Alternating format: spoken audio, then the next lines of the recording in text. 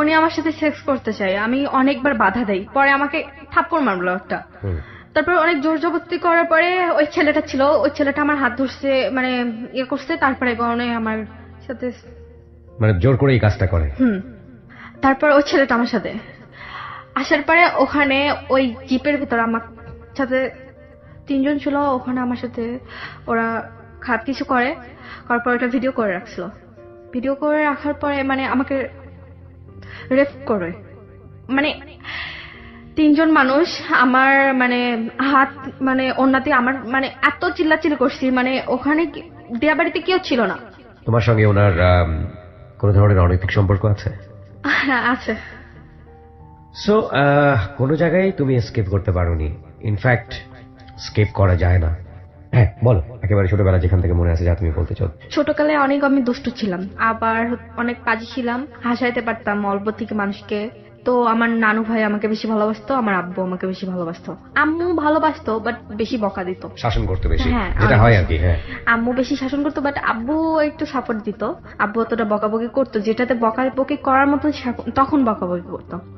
But আমার আম্মু যদি আমার গায়ে হাত তুলতো, আমার আব্বু সহ্য করতে পারতো না। কেন বকাবকি করবো, আর ঠিক আছে রাগ দেখা পাইতে, কেন গায়ে হাত তুলবা তুমি, মার দিয়ে তো বাচ্চাদের শাসন করা যায় না, এটা বলতো। আচ্ছা। তো আমার সামনে বলতো, তখন আমি বেশি আহ্লাদি হয়ে যেতাম যে আমার আব্বু আমাকে সাপোর্ট দিচ্ছে, আমাকে মারলে পারে, তো আমার আব্বু আমাকে কিছু বললে তখন আব্বুকে বেশি করে নালিশ করতাম যে আম্মু আজকে মারছে, আম্মু এই জন্য মারছে, কেন মারবে, আমি দুষ্টুমি করতেই পারি। তো এই তো নানুর বাসায় থাকতে বেশি পছন্দ করতাম। তো আমার আম্মু এমন মারতো বলে আমার নানু ভাই আমাকে নিয়ে গেছিল, ঘুরতে নিয়ে গেছিল। নানুর বাসায় থাকতাম, পরে নানুর বাসায় স্কুলে ভর্তি হইলাম, স্কুলে যাইতাম। যখন ক্লাস 5-এ পড়ি, তখন ক্লাস 5-এ মানে A+ পাইছিলাম, পরে আব্বু অনেক খুশি হয়েছিল। তারপরে ক্লাস 5-এ থেকে একটা ছেলে আমাকে পছন্দ করতো। প্রথমে পিছিয়ে পড়তো বাট আমি বুঝতে পারতাম না, কয়েকদিন পরে বুঝতে। ওকে তোমার সমবয়সী ছিল নাকি বড়? না, আমার থেকে বড় ছিল বয়সে। তো আমার পিছে পড়তো, মানে আমার পিছে ঘুরে বেড়াইতো। আমি যখন স্কুলে থাকতাম, স্কুলের গেটের সামনে দাঁড়িয়ে থাকতো, ফুচকা খাই এই করতো, হাবি যাবি, আবার কিছু কিনে আমাকে পাঠাইতো। ঠিক আছে, আমি তো অবাক, কে পাঠাচ্ছে, কারোর নাম দিয়ে পাঠাইছে, তো বলতো যে তোমার মামা পাঠাইছে কি খালো পাঠাইছে, এরকম আজীব। তো আমি বুঝতে পারতাম না আমার মামা খালো কেন আমার জন্য এগুলো পাঠাবে, কিসের জন্য পাঠাবে, আমি স্কুলে আসছি, বাসায় পাঠাইতে পারে, বাসায় নিয়ে যেতে পারে, কেন স্কুলে পাঠাবে। নানা রকম সলভ করে আমার জন্য কিছু পাঠাইতো। তো ভালোই বান্ধবীদের বলতাম যে জানি না কে এরকম করে। পরে ওই ছেলেটা আমার সাথে কথা বলতে আসলো। প্রথমে আমার বান্ধবীর সাথে কথা বললো যে তোমার ফ্রেন্ডের সাথে একটু কথা বলতে চাই, ওকে কথা বলবে কিনা। পরে আমার বান্ধবী সে আমাকে বললো, পরে ভাবে দেখলাম যে দেখি কি বলে। ঠিক আছে, আর আমার পিছনে কোনো ছেলে গেলে পরে আমার খুব তখন মজাই লাগতো আলাদা, মানে কেমন যেন একটা মনে হতো যে নিজেকে একটা আলাদা অ্যাটেনশন দিচ্ছে কেউ, so you feel good, this is 100% true, very natural feel. Okay, মানে আমার মজা লাগতো যে আমার পিছনে কোন ছেলে ঘুরে বেড়াচ্ছে, মনে করতাম কতটা সুন্দরী আমি, এটা আমি মনে করতাম। পরে কথা বলতে গেছি যে বলেন ভাইয়া, বলছি প্রথমে যে ভাইয়া আপনাকে কোথায় যেন দেখছি, বলছে তোমার মানে আমি উষার ভাইয়া হই। উষা তোমার বান্ধবী ছিল? হ্যাঁ। উষা কোন উষা, বলছে তোমার বান্ধবী মানে তোমার নানুর বাসার পাশে যে উষা আছে, ও বলছে আপনি ওর ভাইয়া? হ্যাঁ, এই জন্য আপনাকে উষার সাথে এটা কোথাও দেখছি। তো ভাইয়া কি বলবেন, আপনি তো আমার বান্ধবীর ভাই, তো আপনাকে ভাইয়া বলি। তো লজ্জায় শেষ ওই ছেলেটা, তখন লজ্জা পাইছে। বলছি ভাইয়া কি বলবেন, শুধু ভাইয়া বলি। তো বলছে ভাইয়া বলার থেকে তুমি আমার সাথে তুমি তুমি করে বলো, নাই আমার নাম ধরে রাখো, আমি খুব খুশি হবো। আমার কেন আপনাকে আমি ভাইয়া বলবো, কেন আপনাকে তুমি তুমি বলতে যাবো, আপনি কে, বা আমার তো কোনো পরিচিত, মানে আপনি আমার বান্ধবীর ভাই হতে পারে, আমার তো কেউ কিছু না যে আপনাকে তুমি তুমি কেন বলবো। তারপরে ওই ছেলেটা আমার পিছে পড়তো, পরে আমার সাথে কথা বলতো, তখন থেকে কথা বলা শুরু। কি নাম ছিল ছেলেটার নাম ছিল মিলন। ওকে। তো কথা বলতাম, দেখা হলে কথা বলতাম, উনি নিজেই কথা বলতো, তাহলে একটা মানুষ কথা বলে তো তাকে অ্যাভয়েড করা যায় না। তো তার জন্য কথা বলতাম, দেখা হতো, কথা হতো, কোথায় গেলে পারে বেশিরভাগ আমার ওর সাথে বেশি দেখা হতো, মানে সেদিনের পর থেকে বেশি দেখা হতো, মানে যেখানে যাই সেখানে দেখি, বুঝি না অটোমেটিক, ঘর থেকে বের হলেই মিলন। হ্যাঁ জি, বুঝতে পারতাম না, যেখানে যাই সেখানে মানে বেশিরভাগ ওকেই দেখতাম, অন্য মানুষকে চোখে পড়তো না, না ওই সামনেই পড়তো, আর আমাকে দেখে মিষ্টি মিষ্টি হাসতো। আমি এমনিতে বেশি হাসি, আর হাসি ঠেকাইতে পারতাম না, রাস্তাঘাটে কেমন একটা হাসতেই থাকতাম সব সময়। তো ওই ছেলেটা মানে আমাকে পুরো হচ্ছে 6 মাস পরে প্রপোজ করে। তখন তো আমার সাথে কথা বললো, আর 6 মাস পরে আমাকে প্রপোজ করে। আর প্রপোজ করার পরে আমি যখন আমাকে বলছে তখন তো আমি স্টপ হয়ে গেছি। পরে আমি তুমি বলছি ক্লাস 5 এ থাকা অবস্থায় সে প্রপোজ করে না, তোমাকে? 6। তখন 6 এ? হ্যাঁ। আচ্ছা, ওর চেয়ে তোমার বয়সের ডিফারেন্স কত ছিল ওই সময়টাতে? 6-7 বছর। 6-7 বছর। ও পড়াশোনা করতো মিলন? হ্যাঁ, মানে প্রপোজ করলো, পরে আমি ভাইবে বলবো এটা বলছিলাম। পরে বাসা থেকে বেরোতে মুখ বেঁধে, মানে ওর সামনে পড়বে এই ভয়ে বোরকা পড়া শুরু করছি। তখন তোর সামনে পড়বো, তখন আমাকে প্রশ্নের উত্তর দিতে হবে, কিভাবে দেবো আনইজি ফিল করতাম, তখন ওকে অ্যাভয়েড করে চলতাম। তুমি উষার সাথে বিষয়গুলো শেয়ার করতে না ওই সময় তোমার ভাই? হ্যাঁ, উষা কি obviously বলতো? ওষাকে মানে বলতাম যে তোর ভাই কেমন। ওকে, মানে এটা বলতাম না যে তোর ভাই আমাকে প্রপোজ করছে এখন আমি কি করব। Okay. আসলে কি তোর ভাই কেমন, ঠিক আছে, তোর ভাই কি কোনো জায়গায় রিলেশনশিপ করতো কিনা। আসলে ওর প্রতি আমার কেমন একটা টান চলে আসছিল তখন। ওকে, ওকে। মানে কেমন একটা লাগতো, ওর ব্যাপারে জানতে ইচ্ছা করতো সব সময়, যে ও কি করতেছে, আসলে কি ও কেমন, এমন একটা কিউরিওসিটি গ্রো করেছে। হুম। ওকে। 1-2 মাস পরে ও মানে অনেকের কাছে মানে বলে নেই, কিন্তু ও হচ্ছে বিষ খাইছে। এখন কার জন্য খাইছে? আমার জন্য খাইছে। আমি তো অবাক। 2 মাস পরে? হ্যাঁ, বিশ্বাস আমি যে ওকে মানে অ্যাকসেপ্ট করছি কিনা উত্তর দেয় নাই, এই জন্য বিশ্বাসে মরার মতন হয়ে গেছে। জি আমার জন্য, আমি তো দোষারোপ হয়ে গেছি। পরে আমি দেখতে গেছি আমার উষার সাথে, মানে আমার বান্ধবীর সাথে। পরে বলছে আপনি কেন বিষ খেলেন? বলছে আমি আপনাকে ভালোবাসি তাই। আমি বললাম তো তাই বলে বিষ খেতে হবে নিজের উপরে? বলছে ভালোবাসেন না মানুষ না পাইলে কি করব, বেঁচে থাকে তো কোনো লাভ নেই। পরে আমি বাসায় চলে আসছি। ও যে বিষ খেয়েছে এই গল্পটা তুমি শুনলে কার কাছ থেকে? আমার বান্ধবীর কাছে। উষার কাছ থেকে? হ্যাঁ। ওকে। ডাক্তারের কাছে মানে মেডিকেলে নিয়ে গেছিল, ওখান তো থেকে। উষার কাছ থেকে তুমি আর কোনো ইনফরমেশন পেলে না যে কেন বিষ খেয়েছে, কি বলেছে? হ্যাঁ, আমার জন্য নাকি খাইছে। উষা এটা বললো? হ্যাঁ, আর আম্মুর কাছে শেয়ার করছে যে আম্মু, ওর আম্মু জিজ্ঞেস করছে ওষার আম্মু হচ্ছে ওষার ভাইয়ের কাছে। তো তুমি যখন ওর বাড়িতে গেলে ওকে দেখার জন্য, তারপরে কি হলো? ও বাড়ির লোকজন তোমাকে? না, আমাকে কিছুই বললো না। আমার দিকে কেমন আড়ি আড়ি চোখে থাকাইলো, কেমন একটা রাগ রাগ ভাব।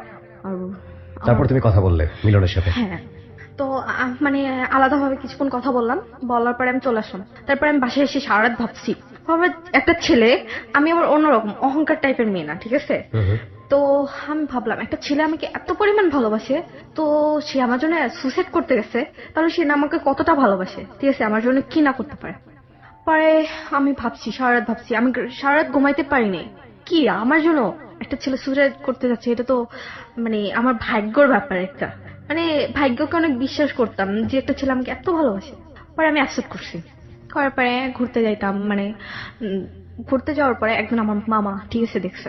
দেখার পর আমাকে বললো যে ওদের ফ্যামিলির সাথে আমাদের মিলে, আমাকে মানে মামা সে রাগ দেখায়নি, শুধু জাস্ট বলছে যে তোমার কি ওদের ফ্যামিলির সাথে মানে ভাবো তুমি আম্মু, তোমার কি ওর সাথে মিলে, আর তোমার বাবা কি করে আর ওর বাবা কি করে, আর হচ্ছে তোমার ফ্যামিলি আর ওর ফ্যামিলি, তুমি কোথায় থাকো আর ওরা কোথায় থাকে। এটা কি তোমার বাবা জানলো কবে, কিভাবে জানলো? মামা আমাকে ওর সাথে দেখছে তারপরে।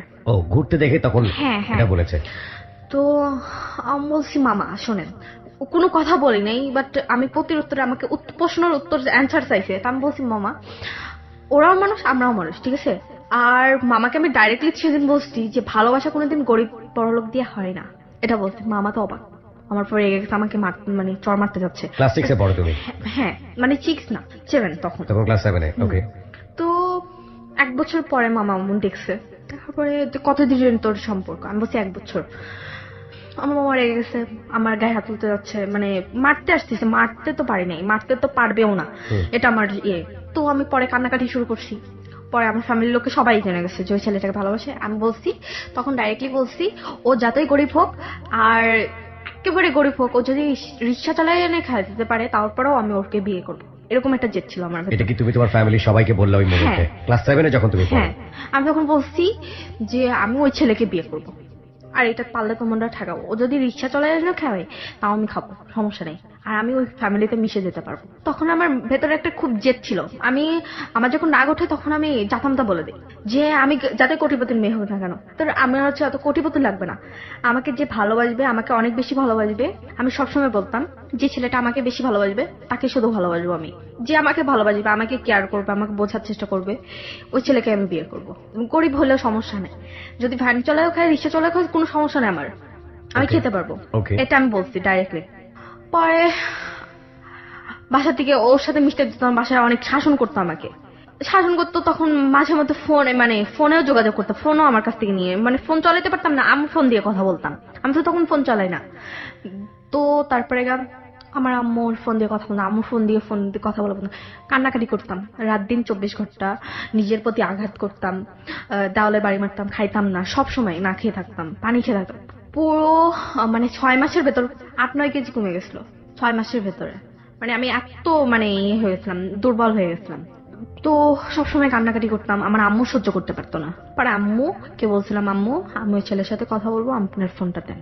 মানে আম্মু নিজের ইচ্ছায় পরে দিছিল, আম্মু আমাকে বলছিল না।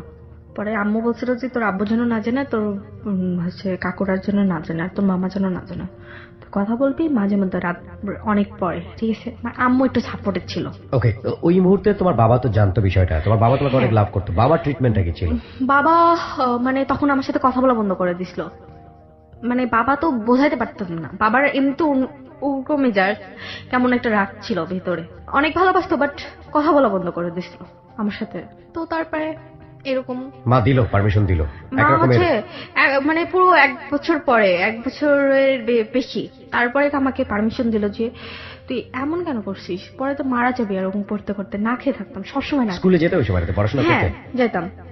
আমার ওই সময়টাতে দেখা হতো মিলনের সঙ্গে? হ্যাঁ দেখা হতো, কথা বলতে পারতাম না, আমাকে আমার মামা তো ভাই চাই দিয়ে আসতো, গার্ড হ্যাঁ। দিয়ে? আসলে কেমন একটা আটকার ভেতর ছিলাম, মানে এরা ঘোরাচ্ছিলাম না আমি তখন। ওকে। মানে ফোনে কথা বলতাম রাত 12টার পরে, 1টার পরে, মানে সবাই ঘুমায় যেত তখন কথা বলতাম, বেশি না 10-15 মিনিট, জাস্ট কেমন আছো, কি করছো, খাইছো কিনা, এতটুকুই। আর মানে ওর কেমন একটা মানে ও আমাকে ভালোবাসতো কিনা জানি না, বাট আমি ওকে অনেক ভালোবেসে ফেলেছিলাম, যে নিজের ফ্যামিলির সাথে যুদ্ধ শুরু করে দিয়েছিলাম, নিজের উপরে আঘাত করতাম, না খেয়ে থাকতাম, তো কথা বলতাম। মাঝে একদিন ওর পুরো 15-16 দিন ফোন বন্ধ ছিল, ঠিক আচ্ছা আছে? আচ্ছা। ফোন দিতাম, ট্রাই করতাম, পারতাম না। আর আমার ওই বান্ধবীটা আসাও, মানে উষা আসাও বন্ধ করে দিছিল বাসায়, মানে ওর উষাকে অ্যালাউ করতো না। আচ্ছা। কিভাবে যে ইয়ে করবো, আমি তো ওদিকে যেতে পারতাম না। আর যেখানে যেতাম সেখানে আমার সাথে আম্মু থাকতো, নাই নানু থাকতো, নানুর বাসায় বেশি থাকতাম না, তো নানু থাকতো, এই তো নানুর বাসায় তখন বেশি থাকতাম, দাদির বাসায় থাকতে ইচ্ছা করতো না। পরে আমাকে ফোন বন্ধ, পরে আমি তো অনেক কান্নাকাটি, মানে কেমন একটা হয়ে গেছিলাম, মানে আমার ভেতরে মাঝে মানসিক সমস্যা হয়ে গেছিল। মানে মানসিক সমস্যা হয়েছিল, মানে আমাকে মানে প্রত্যেকদিন 25টা করে ওষুধ খাওয়া লাগতো। আচ্ছা। মানে ওরকম না খেয়ে থাকতাম, তারপরে একেবারে কেমন একটা হয়ে গেছিলাম। পরে পাবনার হচ্ছে ডাক্তার ছিল, ঠিক আছে, মোহাম্মদ আলী নাম, কুষ্টিয়াতে বসতো ফার্মেসিতে, মানে কুষ্টিয়া লাভলি টাওয়ারে বসতো, ওখানে টাওয়ারের পাশে, ওখানে বসতো ওই ডাক্তারটা। ওখানে আমাকে নিয়ে যেত। আমি কোনো পাগল হয়ে যাইনি, আমাকে পাগল বানাই ফেলছিল মাঝে, ঠিক আছে, আমি পুরো নর্মাল হয়ে গেছিলাম। ওকে। তো মানে কি করব বুঝতাম না, আমাকে প্রত্যেকদিন ওষুধ খাওয়াতো, ঘুমের ওষুধ খাওয়াতো, পুরো 1000 পাওয়ারের ওষুধ খাওয়াতো আমাকে, প্রত্যেকটা দিন 25টা করে। ওই সময়টাতে? হ্যাঁ, প্রত্যেকটা দিন 25টা করে হচ্ছে 1000 পাওয়ারের ওষুধ খাওয়াতো ফুল। আমি মানে ঘুমায় থাকতাম বেশিরভাগ। আমি দাঁড়া 25টা করে ঘুমের ওষুধ খাওয়ালে তুমি বেঁচে থাকার কথা? 25টা করে ঘুমের ওষুধ পাওয়ার, মানে 25টা করে নানা রকমের ওষুধ খাওয়াতো। ও তাই বলে এটা? আর ঘুমের ওষুধ তো হচ্ছে একটা করে প্রতিদিন 25টা করে ওষুধ খাওয়াতো তোমাকে? হ্যাঁ। মানে ওই সময়টাতে তুমি আউট অফ কন্ট্রোল হয়ে গিয়েছিলে? আমি পুরো ম্যাড না, তারপর ম্যাড বানাই ফেলছিল। ওকে, এটা কে বানিয়ে ফেলেছে? আমার ফ্যামিলিতে।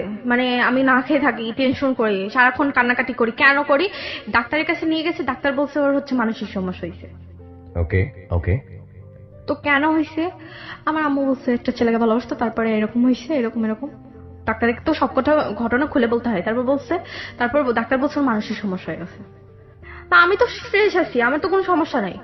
আমাকে ওষুধ খাওয়াতাম, ঘুমায় থাকতাম, হাঁটতাম ঢুলে ঢুলে, কোথাও যেতে পারতাম না, মুখ দিয়ে লাল পড়তো, তখন একেবারে অন্যরকম হয়ে গেছিলাম। এই অবস্থায় তোমার পড়াশোনা চলছিল? বন্ধ হয়ে গেছিল তখন। কোন ক্লাসে থাকা অবস্থায়? হচ্ছে মানে পড়াশোনা, মানে এক্সামের সময় এক্সাম দিছি। কোন ক্লাসে থাকা অবস্থায়?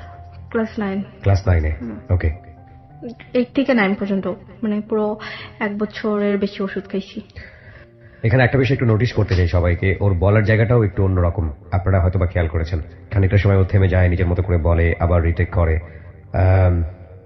ওর পুরো গল্পটা যদি আপনারা জানেন তাহলে বুঝবেন যে আসলে কেন অন্যরকম।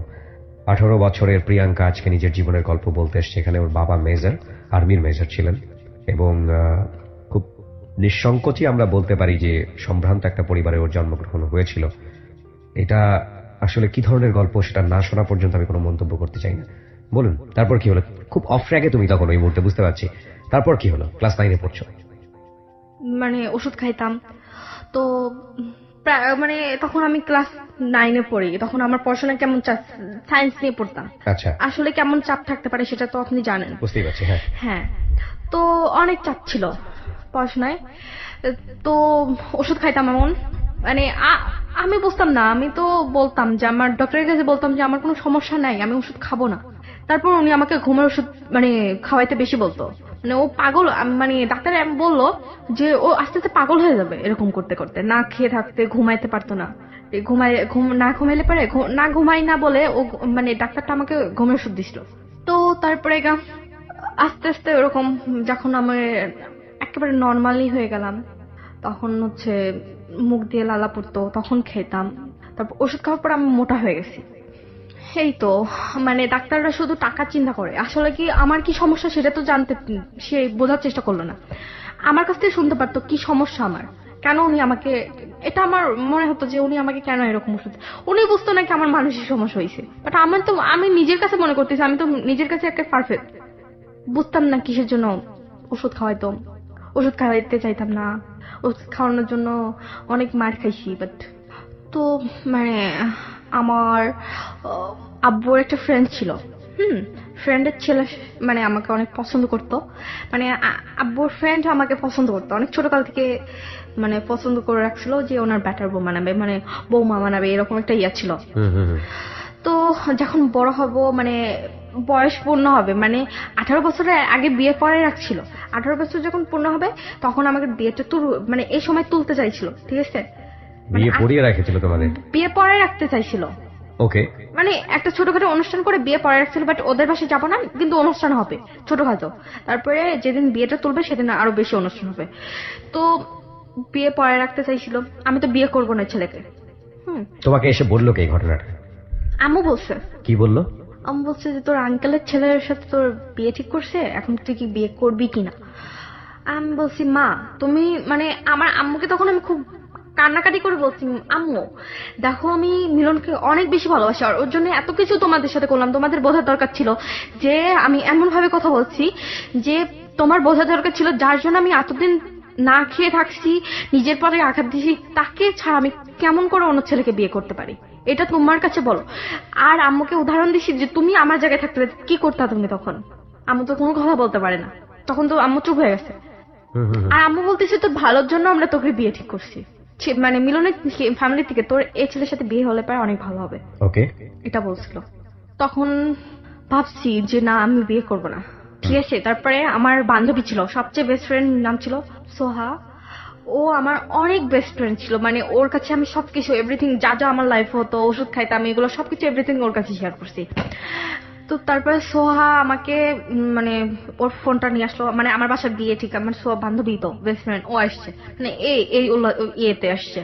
আসার পর আমি বলছি দেখ আমি তো বিয়ে করতে পারবো না। তো ও তো সবকিছু জানে, এভরিথিং সবকিছু জানতো। তো তারপর আমি বললাম তুই ফোনটা দে, আমার আম্মুর ফোন দিয়ে আর কথা বলা যাবে না, আম্মুর ফোন নেওয়া যাবে না, আম্মু তো ফোন দিবে না আমাকে আর। মানে আম্মু তো তখন ফোনটা কোথায় রাখছে আমি খুঁজে পাই নাই, আম্মুর কাছে রাখতো সবসময়, কিভাবে নিবো আর কার ফোন দিয়ে কথা বলবো। তো সোয়ার ফোন, মানে ফোন দিয়ে কথা বলছি।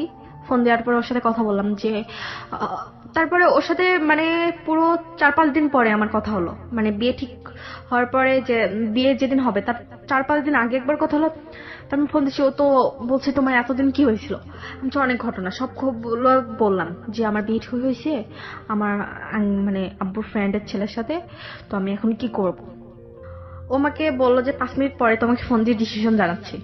আমি বলছি যে আমি এখানে থাকবো না, প্লিজ তুমি জাস্ট বলো তুমি এখন কি করবা।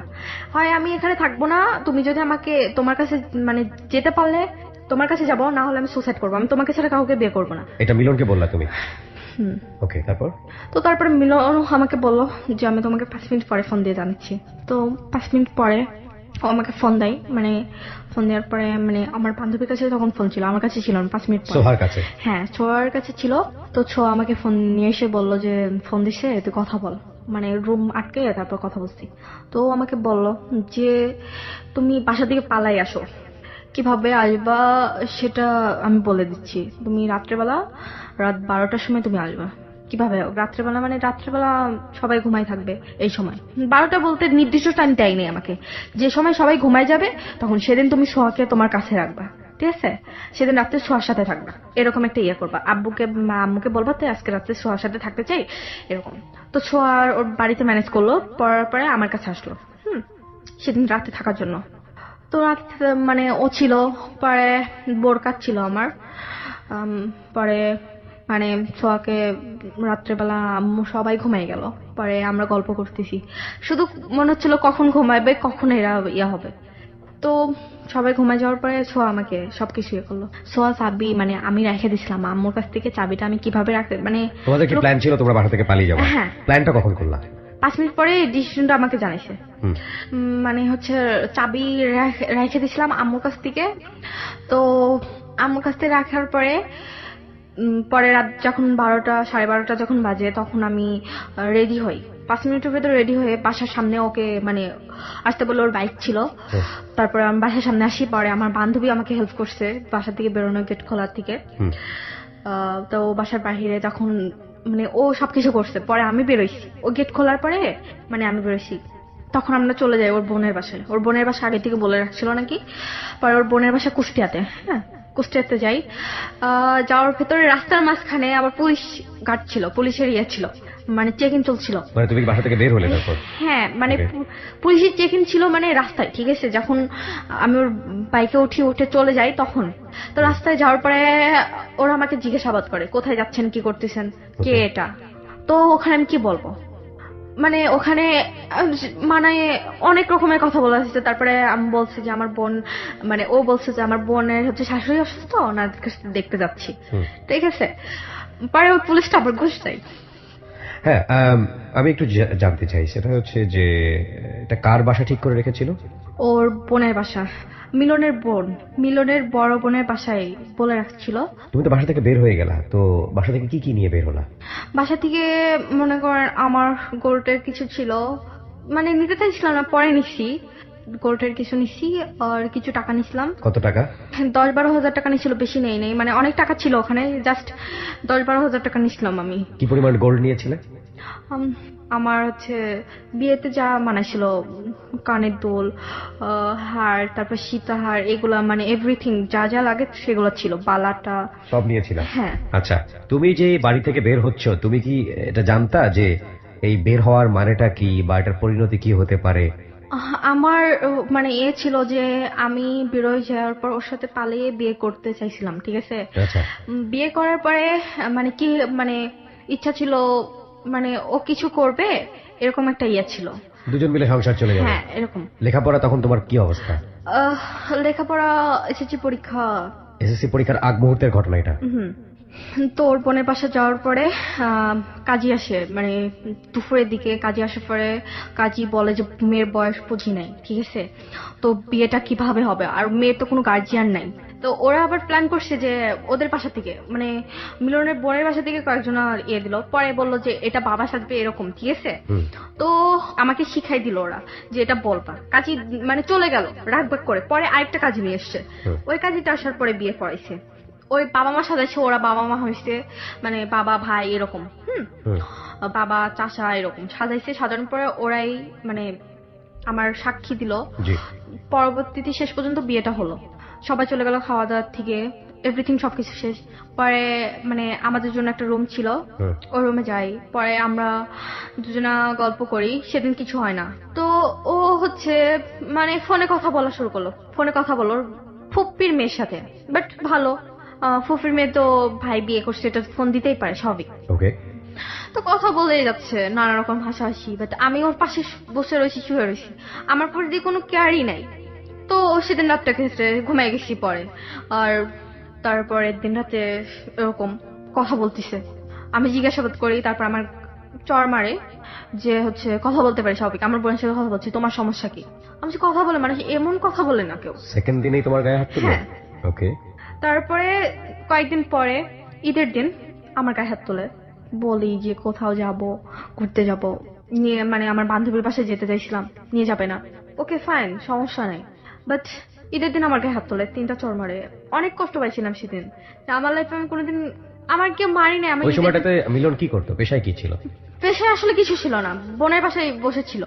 ওর হচ্ছে ব্যবসা ছিল, কার সাথে শারিং ছিল, মানে ওই মাছের একটা হ্যাচারি ধরনের হচ্ছে ইয়ে ছিল, ওটাতে শারিং এ ছিল। তো তারপরে আমার গায়ে হাত তুলো, আমি অনেক কান্নাকাটি করলাম। পরে আমি আমি বললাম আমার বাড়ি যেতে চাই। ওকে।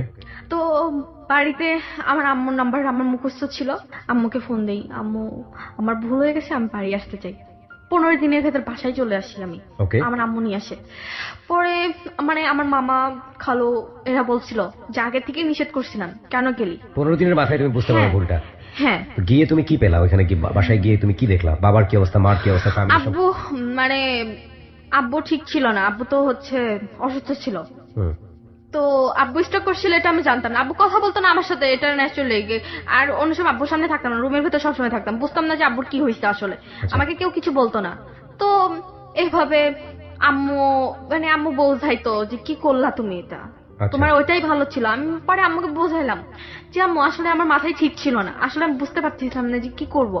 আর আমি ওকে অনেক বেশি ভালোবাসছিলাম, বাট ও যে আমাকে ভালোবাসে না এটা জানতাম না। ওকে। বাট পরে আমার মামা এসে বলে যে আসলে ওরা হচ্ছে অনেক লোভী টাইপের, মানে ওর আম্মা হচ্ছে অন্যরকম, আর ওরা একেবারে গরিব, ঠিক আছে।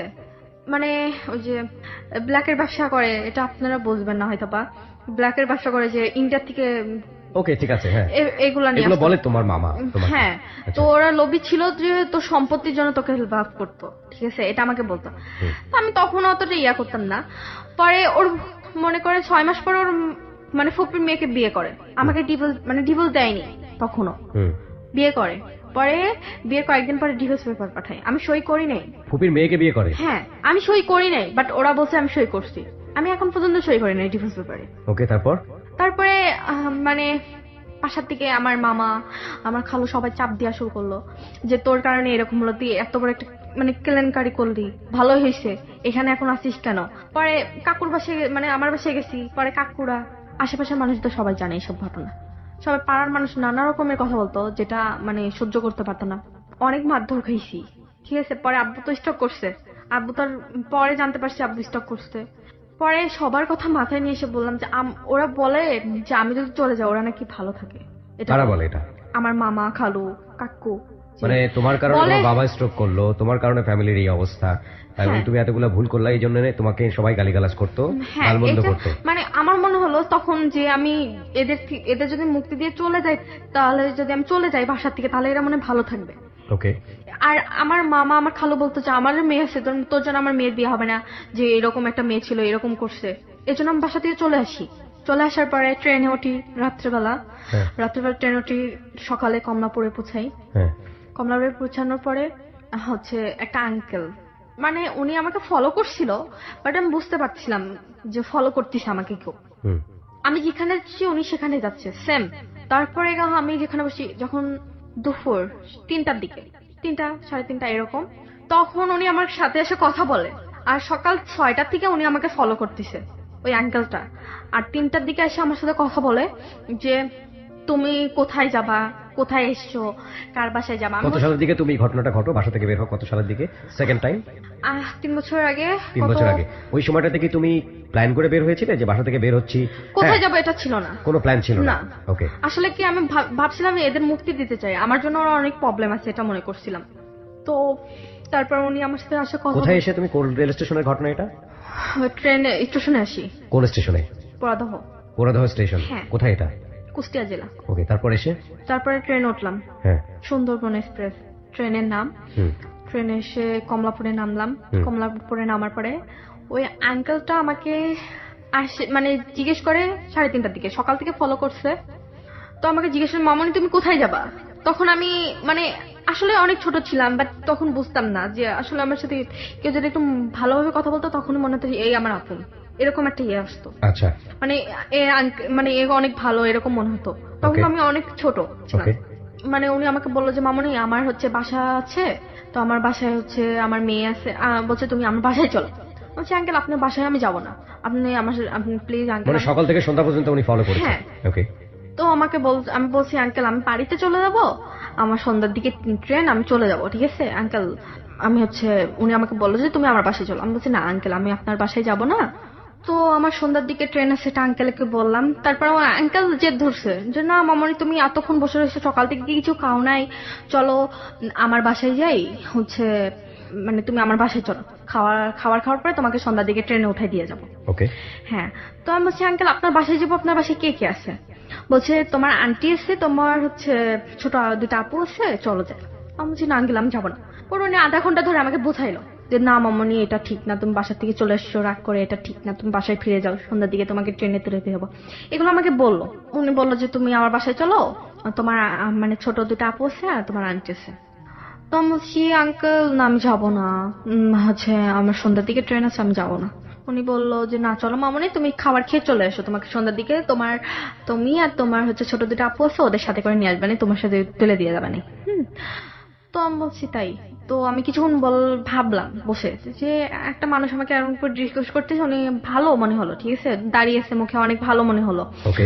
তো তো তারপরে ওনার সাথে আমি গেলাম, মানে পরে অনেকক্ষণ পরে উনি এতবার করে রিকোয়েস্ট করার পরে আমি মানে একা কি করবো তখন, আমি একা একা মানে বোকা, তো আমি কিছুই বুঝতে পারছিলাম না। তো ওনার সাথে গেছি, যাওয়ার পরে উনি রিক্সায় করে যাত্রাবাড়ি নাম ওখানে নিয়ে গেল। ওখানে নিয়ে যাওয়ার পরে ওনার বাসা মানে একটা বাসায় নিয়ে গেল। ওই বাসায় একটা ছেলে একটা মেয়ে আর 3টা মেয়ে ছিল, মানে স্বামী স্ত্রী ছিল, আর 3টা মেয়ে ছিল। তো বলছে যে এটা তোমার আপু, এর নাম মিথিলা, আর এর নাম সজীব, ঠিক আছে ওই ছেলেটার নাম, আর এদের নাম ঋতু, আর ডল নাকি ডল, আর এটার নাম কি ছিল মনে হচ্ছে না। তো তোমার এরা আপু হয়, তুমি এখানে এখন থেকে থাকবা। আমি বলছি আঙ্কেল মানে আমি এখন থেকে থাকবো মানে, আমি তো সন্ধ্যার দিকে চলে যাবো। বলছে না তুমি সন্ধ্যার দিকে যাবা, এত কিছুক্ষণ থাকবা তো, এটা বলে। তো মিথিলাদের সাথে কি কথা বলো আমি জানি না। তো কিছুক্ষণ পরে উনি আমাকে বলতেছে মানে আমার সাথে সেক্স করবে, ঠিক আছে। আমি বলছি কেন আঙ্কেল, এটা কেন, আপনি না আমাকে এরকম বলে করছেন, সন্ধ্যার দিকে দিয়ে আসবেন। বলছে তোমাকে আমি নিয়ে আসলাম, তোমাকে খাওয়াবো, করবো, তুমি কেন আমার সাথে এগুলো করতে পারবে না, এটা আমাকে বলে। তো উনি আমার সাথে সেক্স করতে চাই, আমি অনেকবার বাধা দেই, পরে আমাকে থাপ্পড় মারলো একটা। তারপর অনেক জোর জবরদস্তি করার পরে ওই ছেলেটা ছিল, ওই ছেলেটা আমার হাত ধরছে, মানে করছে, তারপরে আমার সাথে মানে জোর করে এই কাজটা করে। তারপর ওই ছেলেটা আমার সাথে, তখন আসলে বুঝতে পারছিলাম না যে কি হলো আমার লাইফে, আমি কেন আসতে গেলাম, এটা আমার ভুল ছিল যে আমি কেন আসলাম ওনার কথা শুনে। আর একটা মেয়ে থাকলে কেউ যদি এরকম একটা কথা বলতো যে চলো আম্মু তোমাকে আমি পরে বিকালে তুলে দিয়ে যাবো, সেটা যে কোনো কাউকে বলে পারে, সে সারাদিন সারা রাত জার্নি করছে, মানে আমি সারা ট্রেনের ভেতর ছিলাম, আসার পর কি সকাল থেকে কিছু খাইনি, রাতের থেকে কিছু খাইনি। তার মানে তুমি জার্নি করে কোথায় এসেছিলে, কোন একটা স্টেশনে এসেছিলে, কোন স্টেশন ছিল? কমলাপুর। কমলাপুরের ঘটনা এটা? হ্যাঁ। এরকম কেউ যদি বলে, এরকম কোন আশ্বাস দেয় যে মামনি তুমি চলো আমার বাসায়। এর আগে ঢাকাতে আসোনি কখনো? হ্যাঁ, কুমিল্লাতে ছিলাম, তখন ঢাকার উপর দিয়ে গেছি। কখনো স্টে করনি? না না। ওকে, ফার্স্ট টাইম ঢাকায় এসছো? হ্যাঁ। ওকে। তারপরে উনি আমার সাথে এরকম করে, তারপর মেয়েটার সাথে রাখে, পরে ড্রেস কিনে নিয়ে আসলো, কিনে নিয়ে পরে বলছে যে এখন থেকে এখানে থাকতে হবে। আমি বলছি কেন, আমি বাড়ি যেতে চাই। অনেক কান্নাকাটি করছি, তারপরে ওরা অনেক মানে আমার কথা গ্রাহ্যই করেনি, ঠিক আছে। চিল্লাচিল্লি করতে নিষেধ করছে যে চিল্লাচিল্লি করবি না এখানে, তুই করে কথা বলছে, তুই যদি এখানে চিল্লাচিল্লি করিস তোকে মেরে ফেলবো, এরকম একটা ইয়া। আমি বলছি মেরে ফেলেন। কোথা থেকে আসছো, কি করো, কিছু জিজ্ঞেস করে? হ্যাঁ করছে, এগুলা যে কোথা থেকে এসছো এগুলা জিজ্ঞেস করছে, কেন এসছো, কিসের জন্য। তোমার বাবা যে মেজর ছিল এটাও বলেছো তুমি? হ্যাঁ। তারপরে ওরা তোমার সাথে এই ধরনের আচরণ করেছে? হ্যাঁ। ওকে। তারপরে একটা ছেলের কাছে নিয়ে যাই 5 দিন পরে।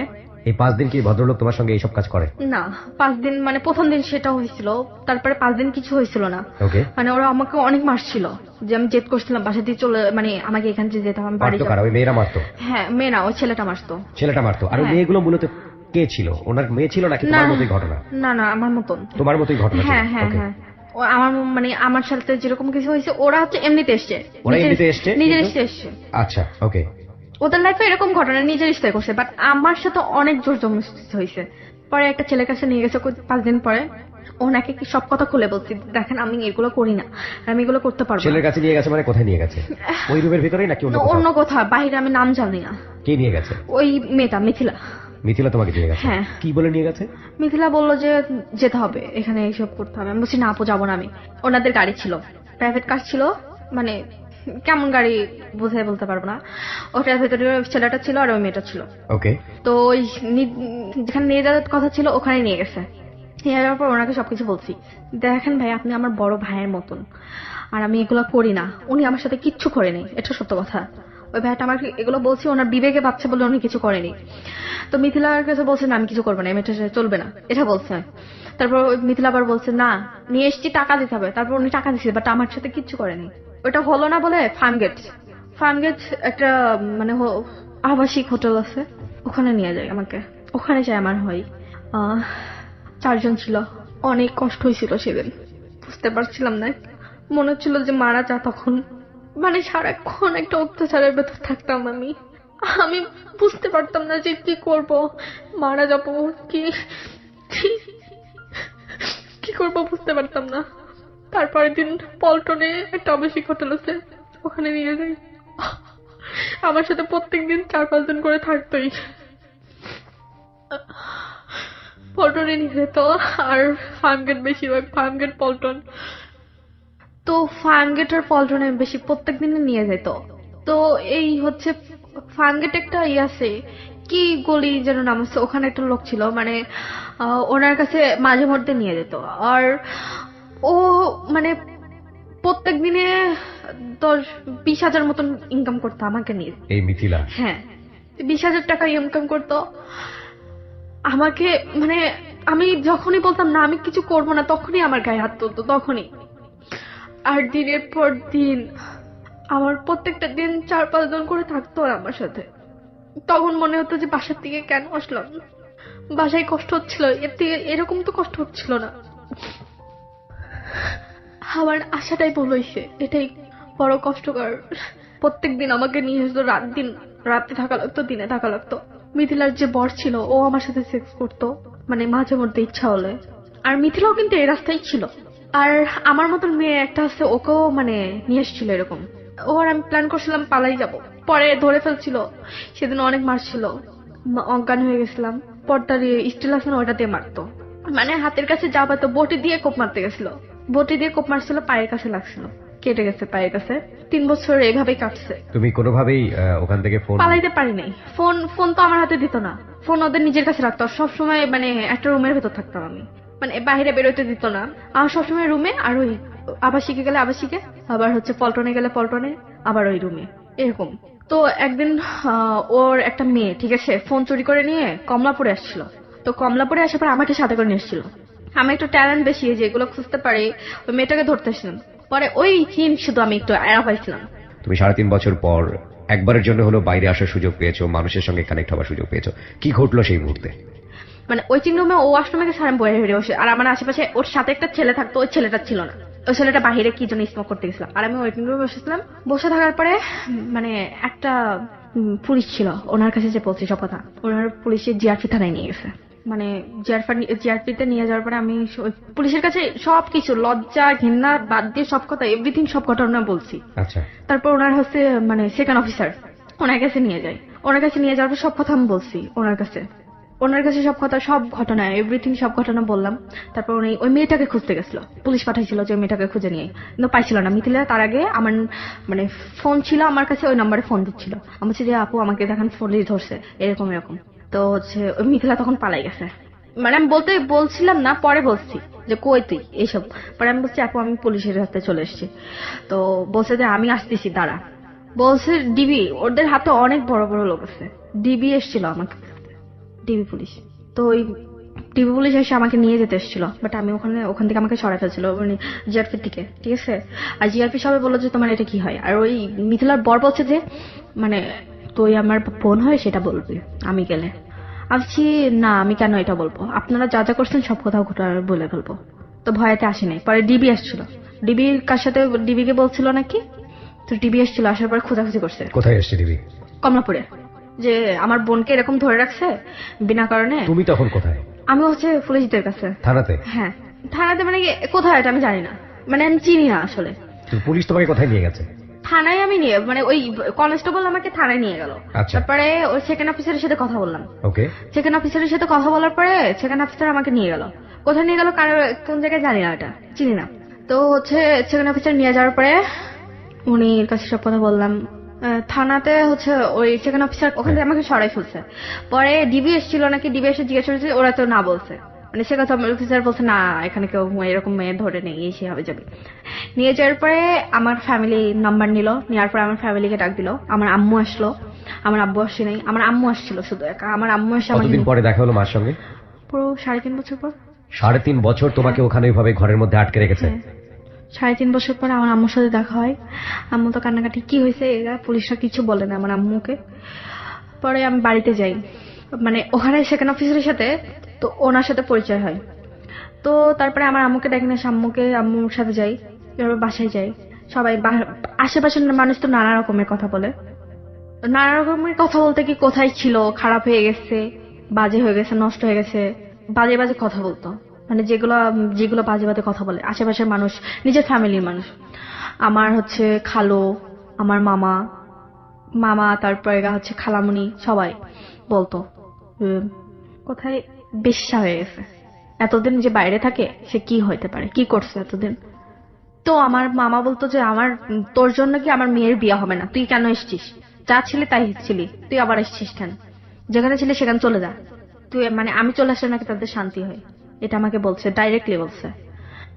বাজারে মুখ পাই না তোর জন্য, 3.5 বছর পরে দেখো ওরে বাড়ি মেয়ে ফিরে এসছে, কই ছিল, এগুলো বলতো। পরে আমার খালু আমাকে মারছে, তারপরে আমার মামা মারছে, মানুষ কথা বললে পরে আসে আমার গায়ে হাত তুলছে। আমার আব্বু তো একেবারে নর্মাল, কথা বলতে পারতো না, মানে স্ট্রোক করার পর মানুষের কি হয়। তো মানে ওরকম মনে হলো কয়েকদিন পরে, মানে 6 মাস আমার বাড়িতে ছিলাম, 6 মাসের ভেতর প্রত্যেক দিনই মনে হয় অত্যাচারের শিকার হতাম। বাইরের মানুষ যদি কিছু বলতো সেটা আমার পরে এসে রাগ ঝাড়তো, মানে রাগটা আমার পরে ইয়ে করতো। কে ঝাড়তো? যে মানে মামা কিছু শুনে আসতো সেটা আমার পরে ইয়ে করতো। মানে আমি শুধু জাস্ট ওদের কাছে একটা সুযোগ চাইছিলাম যে আমাকে সবাই একটা সুযোগ দাও, ভুল তো করছি, সংশোধন হই, কিন্তু আমাকে কেউ একটা সুযোগ দেয়নি। তুমি 3.5 বছর যে অবস্থায় ছিলে এটা তুমি কারোর সঙ্গে শেয়ার করেছো ফ্যামিলিতে? না, কারোর সাথে শেয়ার করিনি। কেউ জানতেও চায়নি তোমার কাছ থেকে? জানতে চাইছে বাট হেরাই গেছি, যে বলছি মানুষের পাশে কাজ করছি, এটাই। কি বলবো, এইগুলো বললে তো আমার আম্মু মরা ছাড়া তাদের উপায় নেই। ওকে। 6 মাসের ভেতরে আমার মানে যেদিন আমি বেরোয় আসবো তার কয়েকদিন আমার নানুকে বললাম, মানে আমার নানু মানে সহ্য করতে পারতো না যে আমাকে মারতিছে, কান্নাকাটি করতো। তোমার গায়ে হাত তুলতো কে? মামা তুলি নেই, খালু তুলছে বেশি, খালু আর খালামণি। তোমার বাবা মানে তখন ফুললি একেবারে বেডে? হ্যাঁ হ্যাঁ, মানে আমার আব্বু কিছু বলতে পারতো না, আর আব্বু সহ্য করতে পারতো না, শোনার পরে কাঁদতো খালি। তোমার এই যে বাবার যে অবস্থা সেটার জন্য কি তুমি দায়ী ছিলা? হ্যাঁ। বাবা যেরকম ভাবে ফুললি বেডে চলে গেল, স্ট্রোক করলো এবং মৃত্যু শয্যাশায়ী, সেটার জন্য তুমি দায়ী? হ্যাঁ, আমি তাই। তারপর তুমি আবারও সিদ্ধান্ত নিলা, তুমি আবারও বাড়ি থেকে চলে আসলে? হ্যাঁ, চলে এসেছিলাম। আসার পরে কি করব, পরে এই যে মানে এসআই ওই ভাইয়ের সাথে যোগাযোগ করি। সেকেন্ড অফিসার যার কাছে থেকে তুমি থানায় গেলা, যার মাধ্যমে? না না, ওনার ফ্রেন্ডের সাথে আমার পরিচয় হয় ওখানে, ঠিক আছে। তারপর ওনার ফ্রেন্ড আমার প্রতি একটা দুর্বল, মানে ভালোবাসে এরকম একটা। তো আমি তো আর কারোর ইয়েতে জড়াইতে চাই না, ঠিক আছে। মানে আমি ফ্রেন্ডের সাথে তোমার যোগাযোগ কিভাবে? ওই হচ্ছে মানে জিআরপি যে সেকেন্ড অফিসার ওনার হচ্ছে ফ্রেন্ড, তো জিআরপি সেকেন্ড অফিসার ওনাকে নিয়ে আসছিল যে মেয়েটা অনেক কষ্ট, মানে মেয়েটার মনে অনেক কষ্ট, তুই মেয়েটা অনেক ভালো, ঠিক আছে, তুই ওর সাথে কথা বল, তুই কিছু করতে পারিস কিনা, তুই তো হচ্ছে ইয়ের অফিসার।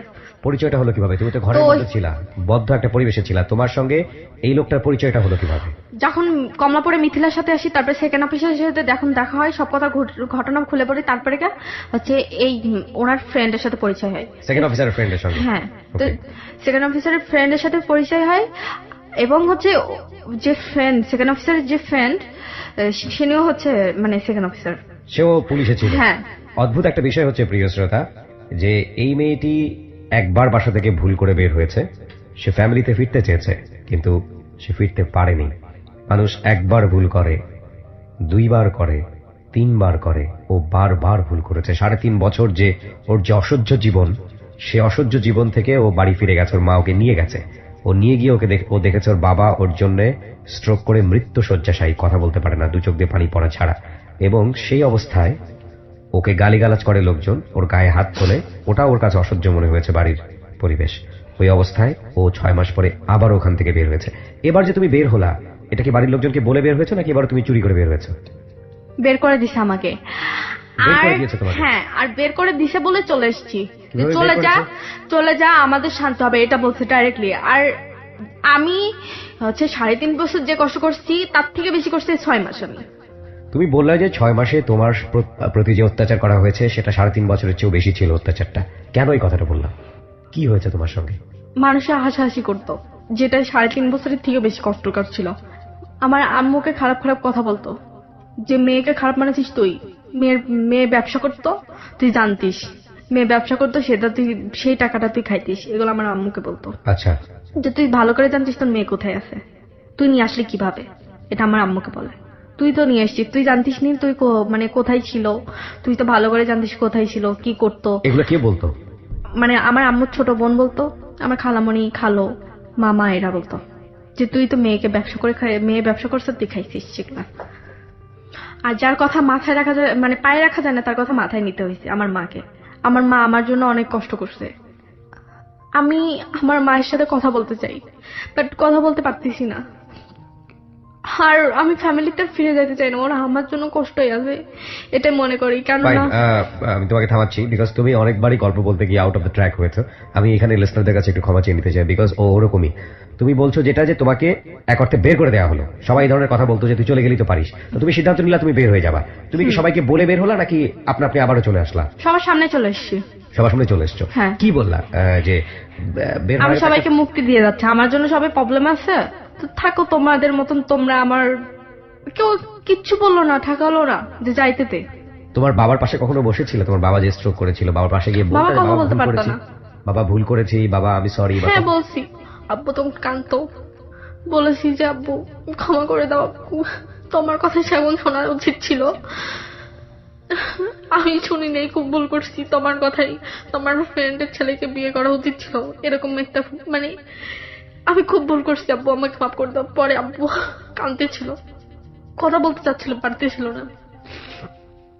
মাকে বলছি মা ভুল করছি, আর কোন, মানে আরেকটা সুযোগ দাও, ভুল করলে মানুষকে একটা সুযোগ দিতে, মানে আমাকে সুযোগ দাও মা। মা কিছু বলতো না। সবার কাছে বলছিলাম যে আজ আমি অনেক ভুল করছি, আর কোনোদিন করব না, আর একটা সুযোগ দাও আমাকে এই সংশোধন করার জন্য। সবাই বলতো কি করবি তুই এখন, তোকে বিয়ে দেওয়া যাবে না। আমি বলছি পড়াশোনা আবার স্টার্ট করবো। কিসে পড়াশোনা স্টার্ট করবি, কে খরচ করবে, এই যে আবি যাবি।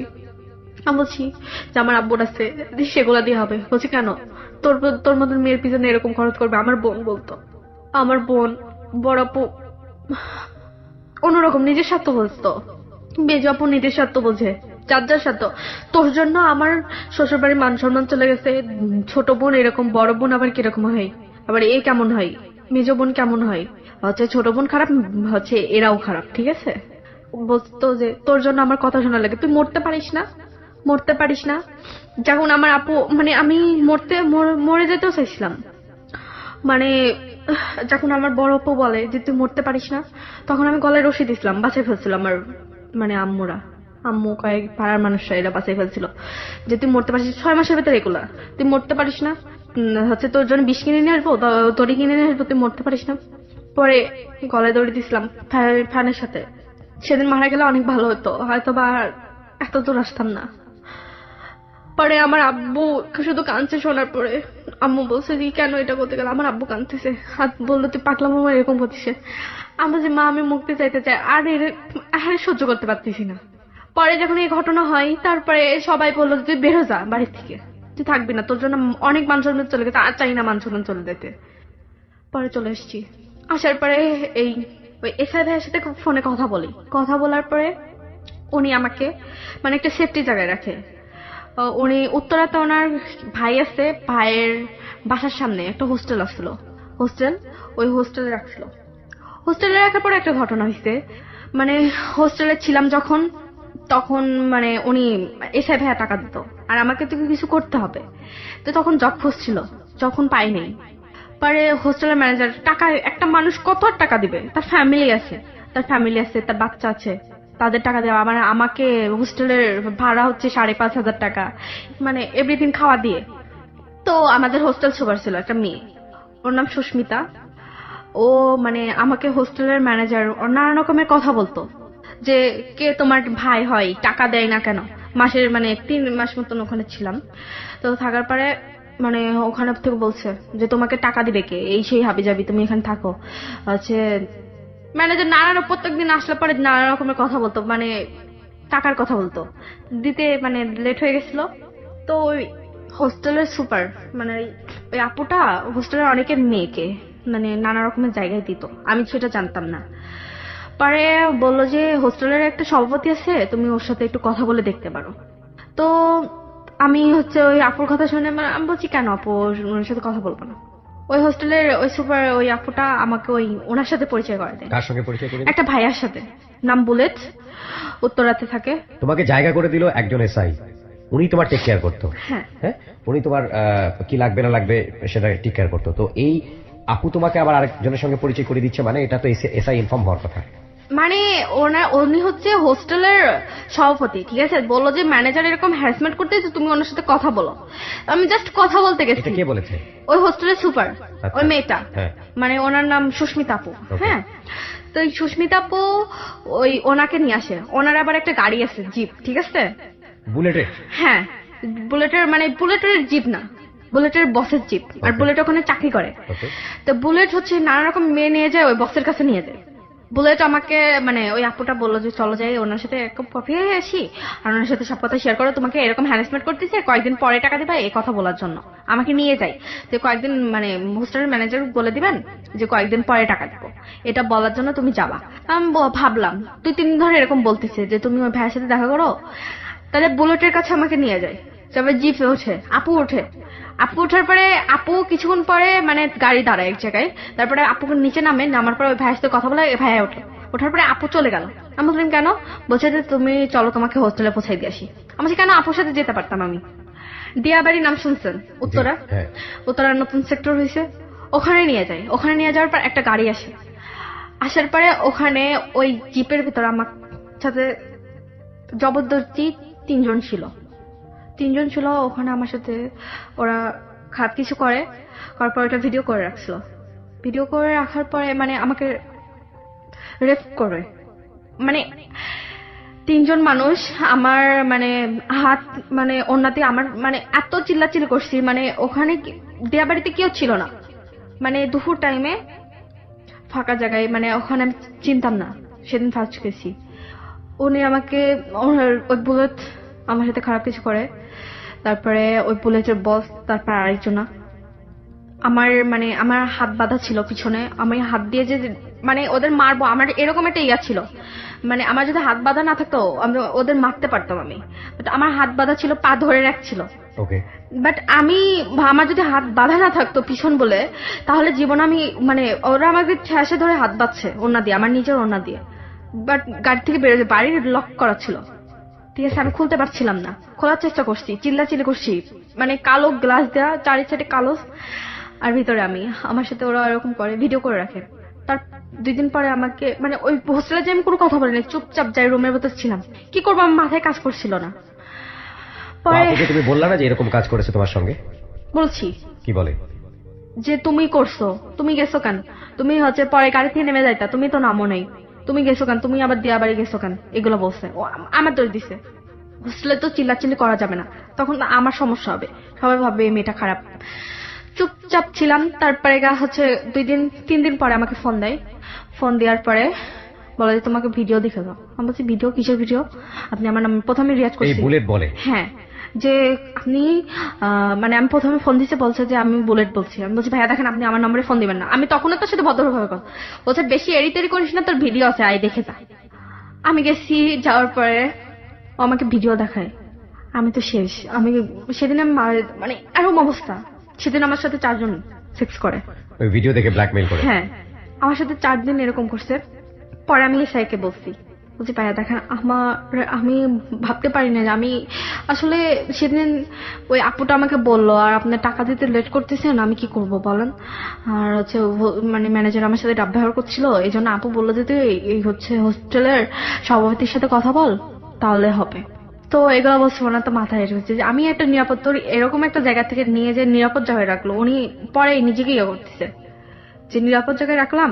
আর এখন যেদিন আমি বলছি তার পরের দিন আমাকে এসছে শান্তিবাগ নিয়ে এসে একজন সাবজেক্ট করে বলে, তারপর আমাকে ফোন দিছে। ফোন দেওয়ার পর আমি কি করব, আমাকে সেদিন শেড দিছে যে তোকে, তুই যদি আজকে না আসিস আজকে তোর ভিডিও হচ্ছে নেট ছেড়ে দেবো।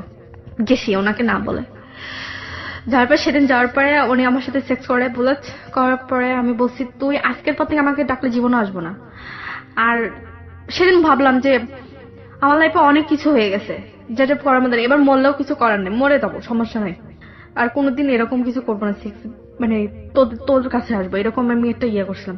তো বলছিলাম যে আপনার যা করার তা করে নেন, আমি আর কোনোদিন আপনি ডাকলে আসবো না। তারপর থেকে আর ফোন দেয় না, বলছে যে আজকে আসলে তোকে ডিলিট করে দেবো, আজকে আসলে ডিলিট করে দেবো, এরকম বলতো। তো তুমি তো এসআই কে বিষয়টা জানাতে পারতা।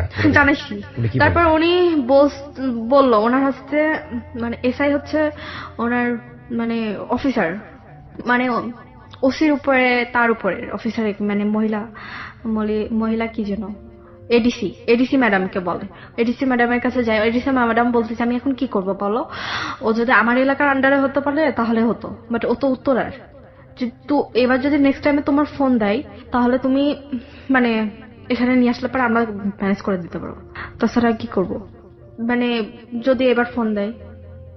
তো তুমি এই ভিডিওটা যাতে পাবলিশ না হয় এটার ভয়ে তুমি বারবার ওর কাছে গেছো। হ্যাঁ, ভিডিওটাকে ডিলিট করেছে। ডিরেক্ট ফোন ওর কাছে আর কপি আছে কিনা জানি না, বাট যেগুলো ছিল সেগুলো আমি সেদিন এইবার লাস্ট দিন যে ডিলিট করছি। বাট ও যদি আবার রেখে দেয় তারপর আবার আমাকে ডাক দেবে, এবার তো আমাকে মরা ছাড়া কিচ্ছু করার নেই। খুবই গুরুত্বপূর্ণ একটা জীবনের খুবই গুরুত্বপূর্ণ টালমাটাল একটা সিচুয়েশনে তুমি বিশেষ করে বুলেটকে নিয়ে যে ভিডিওটা তোমার করা হয়েছে তোমাকে রেপ করার সময় কি হলো তারপরে? তো বুলেট আবার ভিডিওটা একটা ছেলের কাছে দিছিল, ওর নাম জন, ও হচ্ছে উত্তরাতে থাকে। ওই ছেলেটা আমার পিছে পড়ছিল, তো ওই ছেলেটার মানে আগে থেকে পিছে পড়ছিল, বাট বুলেটের সাথে সম্পর্ক ছিল এটা জানতাম না। তো ওই ছেলেটার মানে বুলেট আবার হচ্ছে জনের কাছে ভিডিওটা দিছে, দেওয়ার পরে জন আমাকে ডাকছে যে তোর ভিডিও আছে দেখে যা। মানে আমার মানে ওই বুলেট অনেকের কাছে দিছে ভিডিওটা, দিয়ে আমাকে হ্যারাসমেন্টের ভিতর থাকতো, সবাই হাসাহাসি করতো, অনেকে দেখাইছে। আমার হোস্টেলের 2-3টা মেয়ের কাছেও দেখাইছে যারা ওই ওই মানে মানে মানে সুস্মিতা কাছে পড়ে যেমন বুলেটের কাছে গেছে, ওরা এখন বুলেটের কথা মতন চলতেছে। তো ওদের কাছে দেখাইছে, মানে একটা আপু এসে আমাকে ডাইরেক্টলি জিজ্ঞেস করছে তুই বুলেটের সাথে কি করছিস, সেই হবে যাবি, এগুলো আমাকে বলে।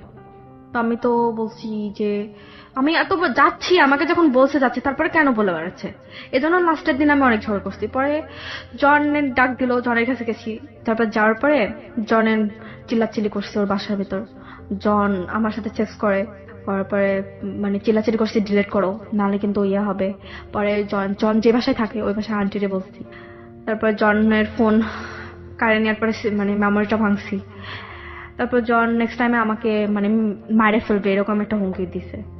মানে তারপরে আমি ভাইয়াকে এসআই ভাইয়া তারপরে বলছি সব কথা, সব ঘটনা তারপরে কে এসআই বলছি। তারপরে মানে এতগুলো স্প্রেড করার পরে হ্যাঁ, তারপরে যখন আমাকে জন হুমকি দিছে মারতে আসছিল হোস্টেলের সামনে, তখন আমি এসআই কে ফোন দিছি। তারপরে পশ্চিম থানার ওনার হচ্ছে ব্যাটসম্যান আছে, উনি আসে মানে ওই জনকে সরাই ফেলছে। তারপর সেদিন আমি উত্তরা থেকে চলে আসি। চলে আসার পরে মানে এখানে বাসা ভাড়া নেই, মানে উনি সাবলেট ভাড়া দিয়ে দেয় এসআই। উনি তোমাকে এত উপকার কেন করতেছে? ওনার ইন্টারেস্টটা কি? এটা আমার কোশ্চেন, পাবলিকের কোশ্চেন। আসলে কি উনি আমাকে লাভ করে এটা উনি প্রকাশ করছে, বাট ওনার একটা বেবি আছে। তারপর উনি ভাবে যে আমার বোনের হলে পরে আমি কি করতাম, বা আমার রিলেটিভের কিছু হলে, আমার খালাতো বোনের হলে কি করতাম আমি, এটা বলে। আর উনি বলে এসআই বলে যে আমি যদি বিয়ে না করতাম আমাকে নাকি তাকে সে বিয়ে করতো, বাট বিয়ে তো করতে পারবে না, এই জন্য জাস্ট একটু হেল্প করছে। বাট আমার চাকরিটা হলে পরে উনি বলছে যে পারলে তুমি চলে যাও সমস্যা নেই, বাট আমি তোমাকে আর এরকম কষ্ট ভেতর রাখতে চাই না, ঠিক আছে, জাস্ট একটা ভালো লাইফ দিতে চাই। ওনার সাথে তোমার রিলেশনটা কি? যেখানে সাবজেক্ট আছে ওখানে হাজব্যান্ড ওয়াইফের পরিচয় আছি, অ্যান্ড উনি আমাকে বলছে যে তুমি কিছু করো, তারপর পরবর্তীতে তোমাকে বিয়ে করতে পারি। বাট আমি তো বলছি না, আমি কোনো মেয়ের লাইফ নষ্ট করতে চাই না, এটা বলছি। এই তো। মেয়ের লাইফ নষ্ট করতে চাই না মানে? মানে ওনার ওয়াইফ আছে, আমি তো okay. ওনাকে বিয়ে করতে পারবো না, এটা বলছি। আর ওনাকে আমি বলছি যে ভাইয়া দেখেন আমার একটা চাকরি খুঁজে দেন আপনি, তারপরে আমার লাইফ মানে আপনি আর এত কিছু ভাবা লাগবে না। আর যা হয়েছে মানে উপকার যা করছেন, যা টাকা পয়সা খরচ করছেন, আস্তে আস্তে সব শোধ দিয়ে দেবো। উনি বলছে না, শোধ দিতে হবে না। But তুমি যদি আমার কোনো আপন মানে উনি শুধু এটাই ভাবে যে আমার আমার কোনো আমার নিজের বোন হলে পরে আমি কি করতাম। তোমার সঙ্গে ওনার কোন ধরনের অনৈতিক সম্পর্ক আছে? হ্যাঁ আছে। সো কোনো জায়গায় তুমি এসকেপ করতে পারোনি। ইনফ্যাক্ট স্কেপ করা যায় না, এটাই বাস্তবতা, রূঢ় বাস্তবতা। কেউই কোনো ইন্টারেস্ট ছাড়া হেল্প করে না, আমাদের সমাজের সবচাইতে জঘন্যতম আর বাস্তবতা। উনি আমাকে বলছে যে তুমি যদি আমার সাথে সেক্স না করতে চাও কোনো সমস্যা নেই, এসাই বলছে নিজের মুখে দ্যাটস আ বলছে। Different thing. মানে আমি যদি না চাই তাহলে জীবনে কোনোদিন হবে না। আর এটা আমাকে বলছে, আর জাস্ট তোমাকে সেক্স করার জন্য তোমাকে আমি হেল্প করছি এটা কিন্তু না, এটা আমাকে বলছে। বাট আই মিন সেটা প্রমাণও পাইছি। ফাইন, তোমার দিন কাটা কিভাবে এখন? তোমার লাইফের শিডিউলটা কি? মানে আমি একটা জব খুঁজছি, এই সামনের মাস থেকে 1 তারিখ থেকে আমি জয়েন করবো সেখানে। বেলে রোডে একটা হচ্ছে জব পাইছি, একটা রিসেপশনে। ফ্যামিলির কি অবস্থা তোমার? যোগাযোগ নেই। বাবার কি অবস্থা? বাবা মারা গেছে শুনছি। মানে আমার চাচাতো ভাইয়ের সাথে কয়েকদিন আগে কথা হলো, ইমুতে কথা বলছি, মানে ইমু নাম্বারটা আছে বাট সেল নাম্বারটা ইয়া হয়েছে। তো ইমুতে আমার চাচাতো ভাইয়ের সাথে কথা বলছি, যে বললো যে জানালো 4 দিন পরে আমাকে বললো যে তোর আব্বু মারা গেছে, সে হয়ে যাবি, বললো আমাকে। কয়দিন পরে জানছো? 4 দিন পরে। যদি আমার ফ্যামিলি কেউ জানে শোনে, তাদের জানানোর জন্য এসেছি বলতে যে কেন আমি এই রাস্তায়, কেন এই পরিস্থিতি আছি, সেটা আমার ফ্যামিলিকে জানাতে চাই। এই জন্য আসছি। মনে হয়েছে যে ওরা যা ভুল ভাবতেছে সেটা আমি না, বাট সব দোষ আমার ছিল, প্রত্যেকটা দোষ আমার ছিল।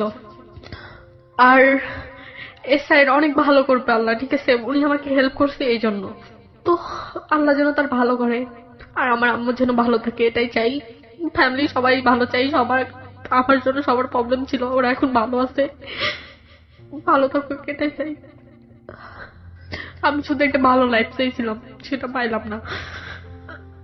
এই কালেও পাইলাম না, পরকালেও কোনোদিন পাবো না, এটা আমি জানি।